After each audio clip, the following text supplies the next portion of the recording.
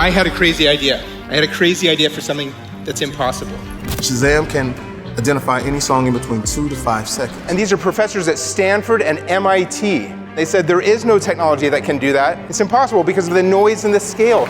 You've got a product that most of us around the world all are delighted by. What do you think created this belief inside of you that says, I can do things people say are impossible? There was no iTunes, there was no Spotify, there was no digital database. We invented the algorithm that everyone said was impossible. And that's what I wanted to tell you about today. The creation of Shazam, but also the ways to think differently to create anything. Chris has 12 patents, one found today within the Google search algorithm. How did we do this? How did we create this thing that people find magical? Now, before Shazam almost failed, I almost failed. Because I have dyslexia, and I always struggled in academics.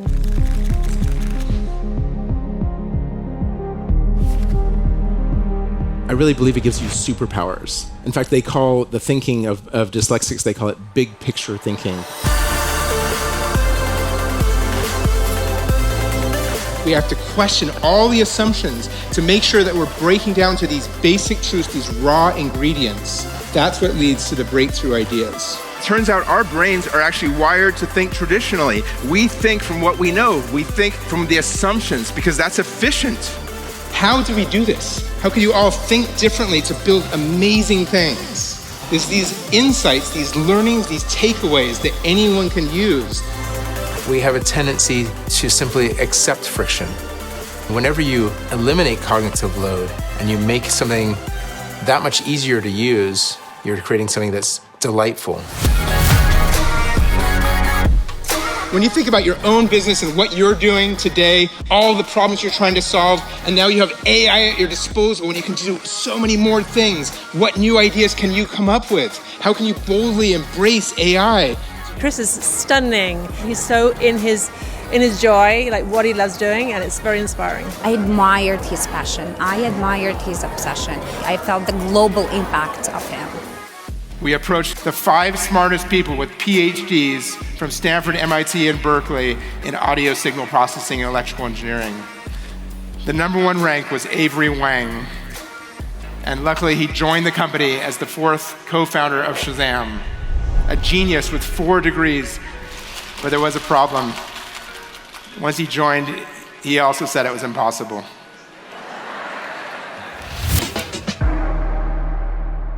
The aha moment of Shazam was not, what's that song?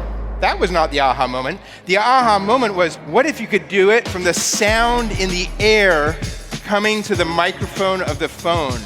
And I can still remember being in one venture capital firm's office, a very famous VC that you all know, but I won't say. And I can remember that venture capitalist sitting across the table in his slick gray suit, and I showed him the demo of Shazam, and he said, I just don't see why anyone would ever use that. When people hear this Shazam story, the most common question I get asked is, did you ever want to give up? Entrepreneurs ask me that. And I thought about it, and I realized, no, I never wanted to give up. And the reason is because I was so emotionally connected to my dream. And I always knew that we were going to get there eventually. You can feel the impact of what you do, and that makes it so personal.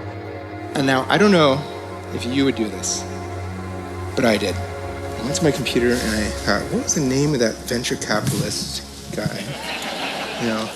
And I sent him an email, and it said, it turns out people will use this. Apple is buying Shazam for $401 million.